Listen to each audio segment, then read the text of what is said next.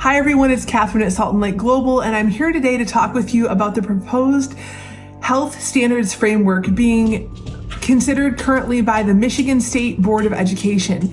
These standards are dangerous for children in so many ways. They absolutely pose a threat to religious liberty and parental rights, and it's important that you know about them so that you can take action if you desire. And there's several things to note.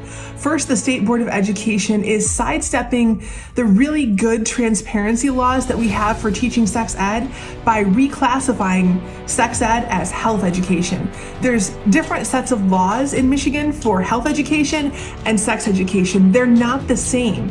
And so to call sex education health education and just start teaching it here in this health education process that is mandatory, where parents aren't noticed and where they can't opt out, takes away from the rights of parents to direct and control the upbringing of their children. That's the first thing you need to know. The second thing you need to know is these standards have been changed to now include teaching radical gender theory, even critical theory, teaching pro-choice ideology, and all kinds of other beliefs that really are contrary to the views of people of Abrahamic faith, and especially Christians.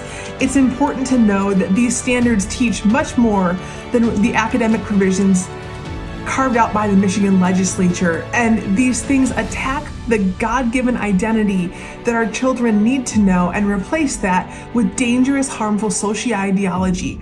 These standards actually normalize sexual promiscuity among children as young as 6th grade.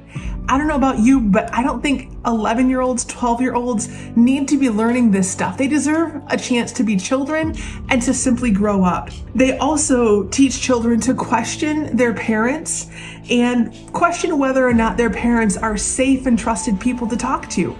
Again, that's not okay. Parents need to be a part of these very important conversations. And for the government to say, trust us, but not your parents, is a very dangerous slippery slope. So there's several things that we'd encourage you to do. Number one is pray.